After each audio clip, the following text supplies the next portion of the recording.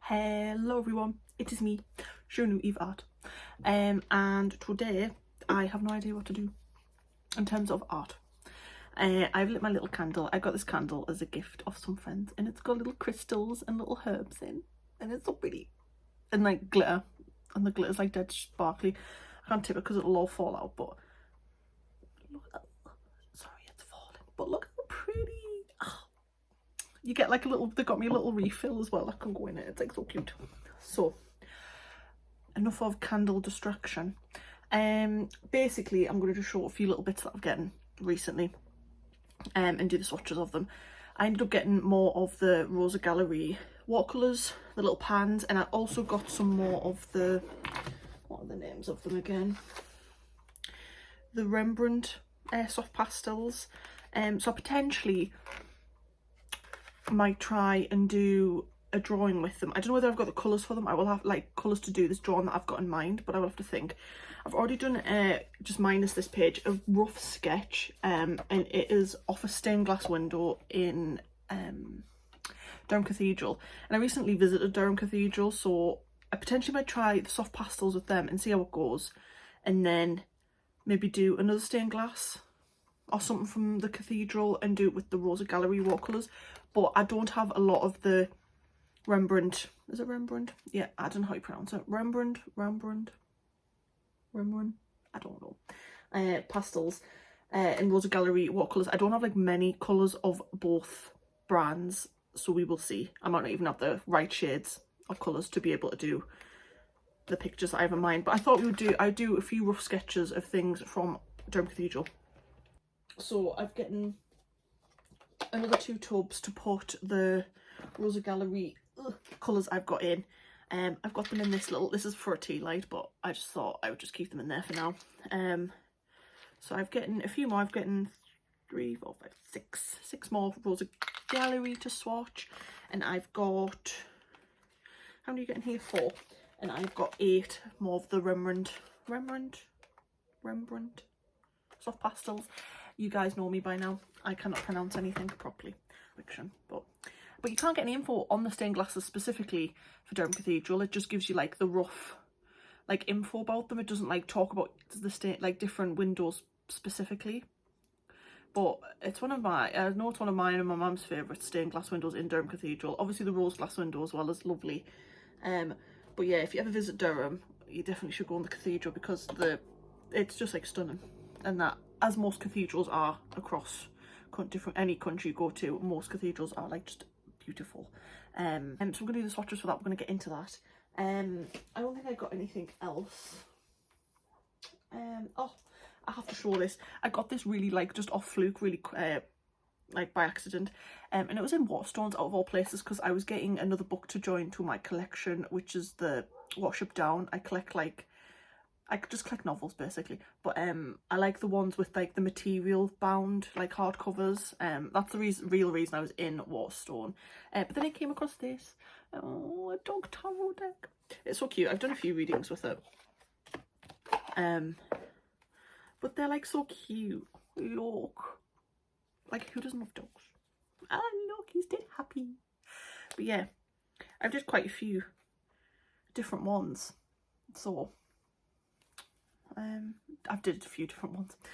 I mean, I like a few different ones. Jeez, I'm acting like I bloody made the deck myself. But yeah, if you ever want a little haul of tarot decks and that, maybe that should be a video I should do. Because my videos don't always have to be art based. Look at him. He's like, yes, I ate the biscuits and what? But yeah, and it was just really cute, and I just happened to catch it by fluke. I tend to get more of like just the standard tarot decks. I'm not too, it's not that I don't like them, but I usually like just like a standard tarot deck, where like the images are still the same as like the original tarot deck, like symbolism on the decks, like for the normal, like the minor arcana and the major.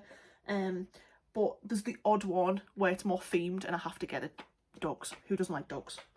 And I find it funny because in the dog tarot deck, the devil is the cat, like card, and in the cat tarot, the dog's the devil, which is cute. But I'm like, but there's dogs and cats out there that get on with each other, so they're not all nasty to each other. But yeah, so we're gonna do that. So we're gonna do the swatches, and I'm gonna show you what I'm getting. So let's just get straight into it.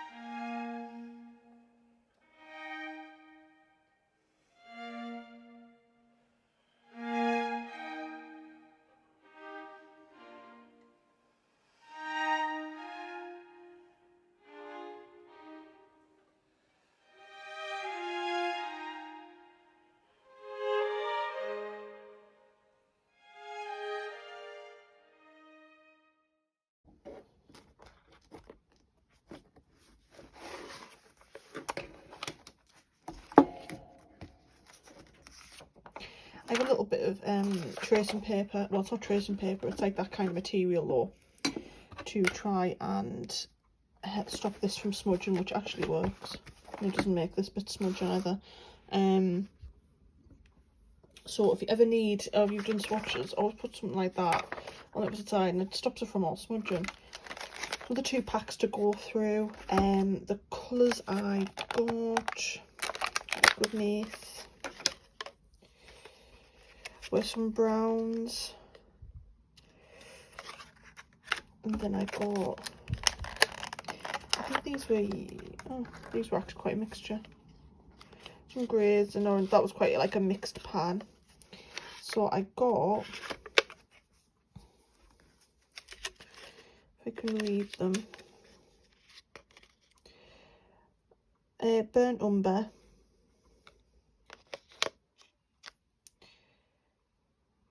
where are the names?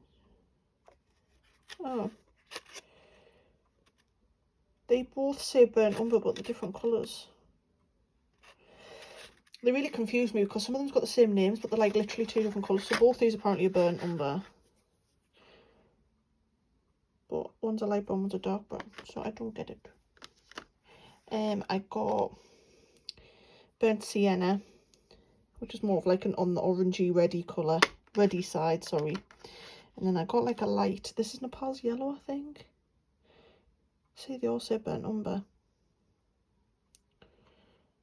Unless I'm reading the name wrong, but that's the code number anyway. They're all 3 Starlight Fast. More is like a light brown. I got this like reddy grape colour. Apparently it's Madder Lake Deep. I got light orange.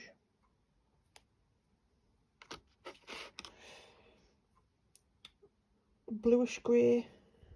So obviously it's a grey but more on the blue side. And then I got a darker grey, which I think was more on the warm side. Or was this also a blue?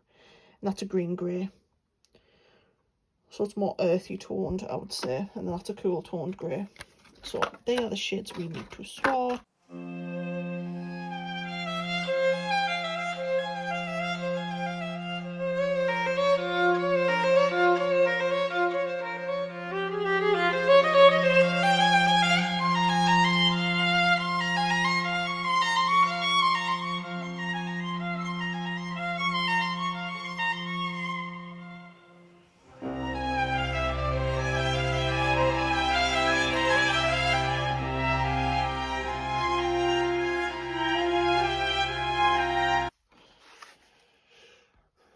So they are the swatches. So these are all these, and these are all these.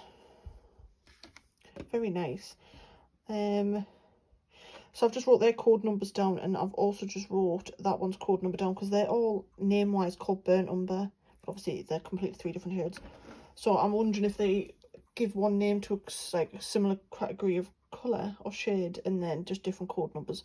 But anyway, so that's obviously like a darker brown. I would have thought that's more of like a burnt umber, and that's more of like a raw umber. And that reminds me of Nepal's yellow, or Naples yellow, however people pronounce it. I've always just said Nepal's yellow. I think some people say Nepalese as well, yellow. So it's more of like a, you could even probably use it for like a skin tone. Madder Lake Deep Red is very lovely, and so is Light Orange. Greys though obviously come in perfectly for like any stone areas, things like that. I have to do a little bit more research when it comes to soft pastels, because obviously I'm assuming you can get stuff in terms to stop smudging, so I'm a little bit skeptical to start using them for art pieces yet, because I don't obviously want the drawings and stuff to smudge. So I might, for the painting, like the little sketch I've done from Durham Cathedral, I might use the Rosa Gallery today. But that is them. Very nice. The all 3-star light fast bar, light orange. Everything else was a 3-star light fast. But then again, the oranges and your oranges and greens, they tend to be like lower light fast. They just tend to be in comparison to your others. These are the current Rosa Gallery I've got, and these were the ones I swatched today. So the swatches, if I can. So this, and these 3 were what I swatched today, and that is what is in here. If I take the lid off. So very pretty. So that's your turquoise, that's your ultramarine spectral, that's your lavender, your violet black, your olive green, and your golden yellow. So definitely lovely. Once again, the only one that was a 2-star light fast was the olive green. Like I say, it tends to be your yellows and your greens that have a lower light fast. So that is currently all the Rosa Gallery colours that I have. So potentially might use these to paint with. So in the Rosa Gallery, obviously it was these ones, not these ones, it was from there, it was these 3 and these 3. Really pretty. I love golden yellow. It's golden yellow, isn't it? Yeah. Olive green out of all of them was the only one that was a 2-star light fast. I've already think I've mentioned this, but you get the drift. But yes, lavender's lovely as well. I feel like lavender, even though it's a bit more on the purple side, you could 100% do like a sky scene with, or some flowers. So I'm gonna have to potentially, because I've got more of the Rosa Gallery. That's like all the Rosa Gallery I've got at the moment, and the Cathedral's stained glass is like very like orange yellows, which I could totally do it with them, in like a bit of grey, but I could just make grey. And then obviously these were the remnant, I don't know, soft pastels, but I need to learn how to use them. I don't really know how to use them as much. Once again, light orange was a 2-star light fast. It was the only one that was lower light fast than the rest. The rest were all 3-star. And I said before, like yellows and greens tend to be, and sometimes like your ultramarines tend to have the lowest light fast, I tend to find, like across brands, just all together. But like they're just so stunning, like especially all the greens. I'm like dying to use them, but I just don't know what to use them with or on. I'm gonna have to try and think. I'm going to do some research as well into it. So that's them swatched, sorry. But in terms of the actual drawing that I was doing of the stained glass window, sorry, I'm putting things in the bin. That is how far I've getting with it. So it's just a sketch, as you can see. And that I've just shaded the areas. I will be rubbing all that shaded bit out. I just needed a rough guideline of where the muscles are on the window. And then obviously I will add the window lines last, because obviously it's a stained glass window, so the image isn't going to stay whole. We will see, we will see. It might look all right just painted, but I was going to add all the lines to make it look like a stained glass, but we'll see. I might be making it a bit complicated for myself. I'm not that advanced, I don't think, but yes, that's the rough sketch. It was an absolute nightmare to get the wings the same on each side. These two are a little bit, this is a little higher than this wing, so don't you worry. I know that I haven't getting it perfect, but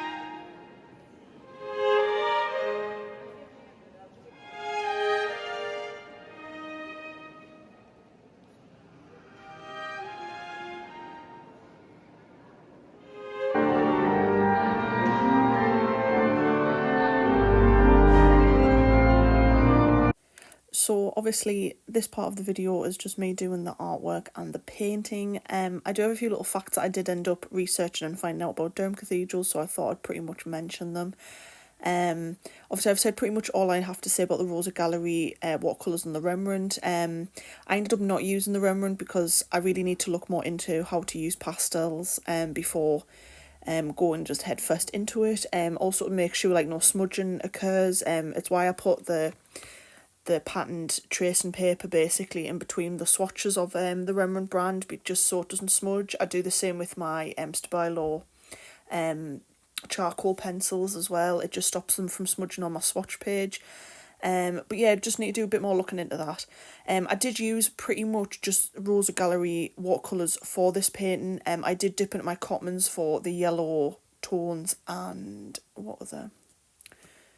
And the greys, just simply because I've got quite a lot of cool tones and I don't really have like just a normal cadmium yellow in the Rosa Gallery. However, the Rosa Gallery, after I swatched them and when I was using them with these, are very pigmented, like so pigmented you could almost mistake them for gouache, I feel.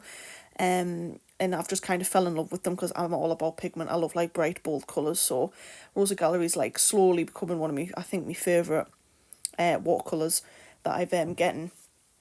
My mum did let me know as well that some of them are granulating, but I haven't looked actually into which ones are the granulating ones. I don't think I have any of them, but if I do, I apologise for not mentioning it. But yes, basically onto Durham Cathedral. Obviously there's multiple stained glass windows. I got a bit of ahead of myself in this painting alone, and I didn't even do the complete like image of the stained glass window. I just did the main saint that was on the stained glass window. It took forever. It was quite hard, even though it doesn't look, I've obviously narrowed it down into smaller chunks, so it's not too much to watch. But yeah, so I definitely didn't have time to do any of the sketches of Durham Cathedral, which was a shame, but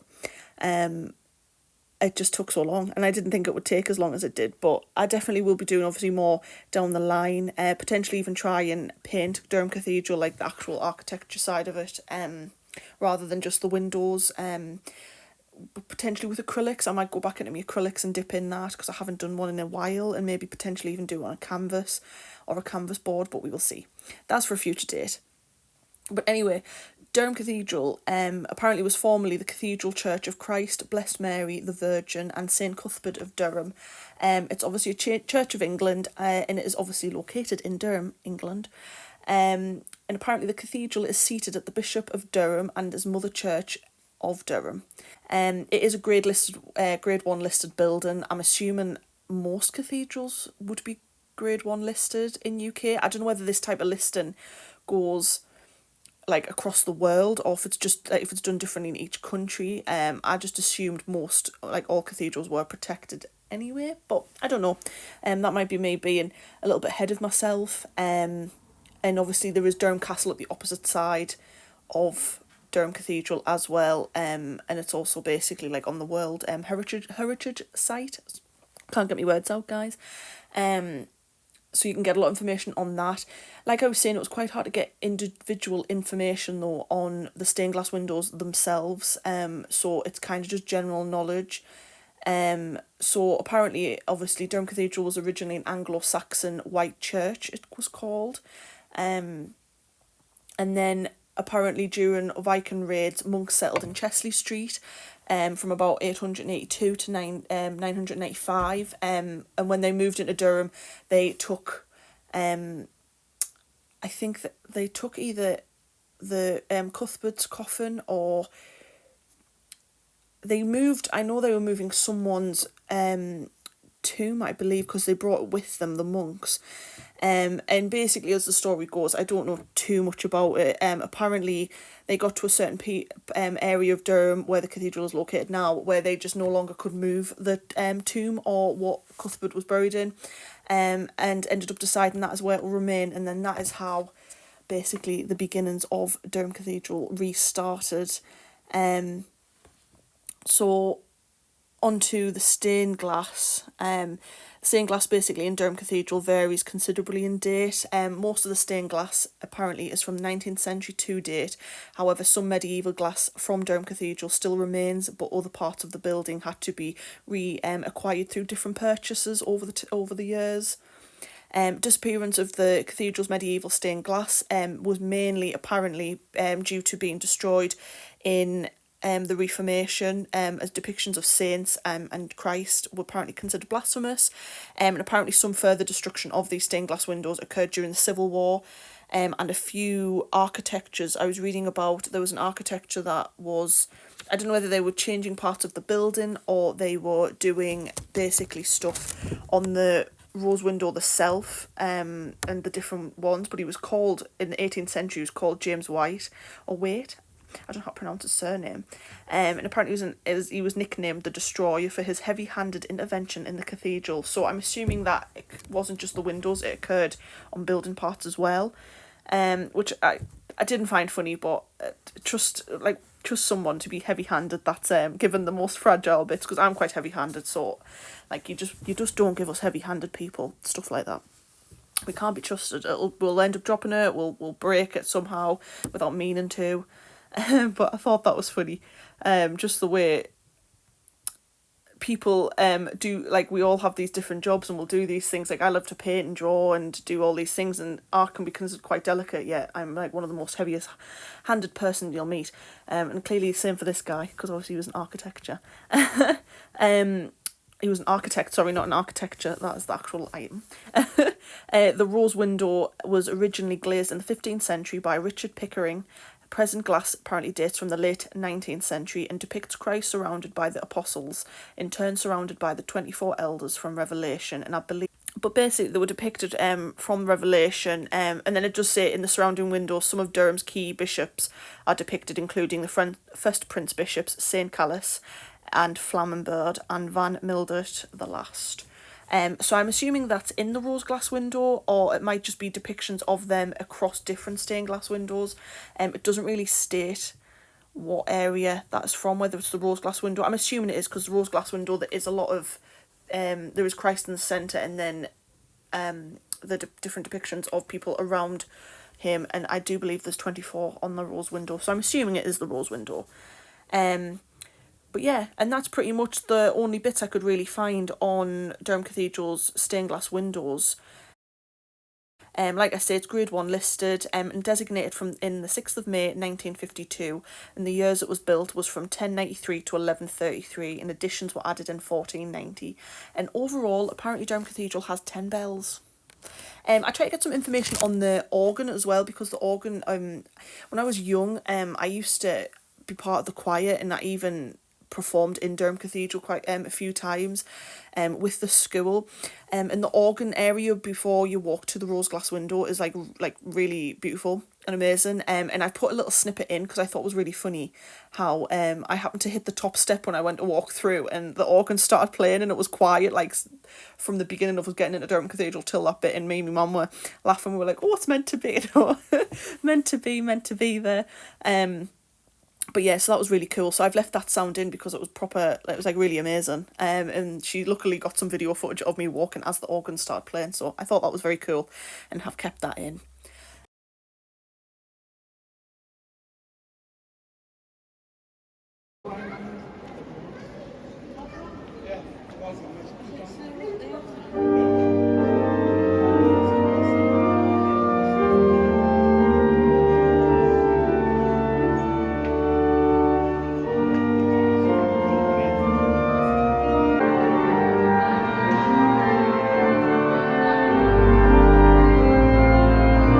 Goes on about the choir. There is a little section on the organ. It says, in the 17th century, Durham had an organ by Smith that was replaced in 1876 by Father Willis, Henry Willis's and the Sons, with some pipes being reused in Durham Castle Chapel. Harrison and Harrison, funnily enough, two same names, worked on the organ from 1880, restored between 1905 and 1935, rebuilt again in 1970 with new console and adding classically voiced positive division, and further refurbishments and minor changes in 1981 and 1996. The case is designed by C. Hodgson Fowler and decorated by Clayton and Bell. Oh, two different people, sorry. Dated from 1876 and are in the galleries of the choir. There's a few different Augusts names on there. It mentions like the main choir.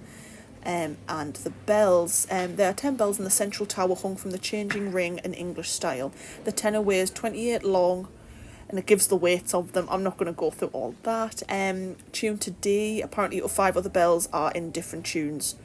So obviously I'm assuming that's to give different chimes. And obviously, like I say, I know Durham Cathedral's been used in quite a few films. The little garden bit, I've put that as well. There's like a little centre bit in Durham Cathedral where there's like a grass area. You usually, like for the amount of years I've lived here and the amount of times I've been to Durham Cathedral, I've never actually, that bit's never been open for you to walk in. But this day that we did go, it was actually open, so you could actually walk along the grass area, and I did film that little bit. But films it's been in is Harry Potter, the first two, Philosopher's Stone and Chamber of Secrets, Snow White and the Huntsman, Avengers Endgame and The Old Oak. There is different television programmes as well that's shot Durham Cathedral in it, and also like being around in the background. So yes, it's quite interesting. There's different like art, literature and quotations across the cathedral. There's absolutely loads, and like I say, the heritage site as well goes over quite a bit. But there's not like specific information on each individual window and bits of architecture. It's just kind of like a lump like of knowledge. It's not like proper depictions, and I'm assuming because over time obviously it keeps hard to track, I guess, history and cathedrals and what happens to them in churches and that, especially if it goes through so much destruction and then rebuilt and then destruction again.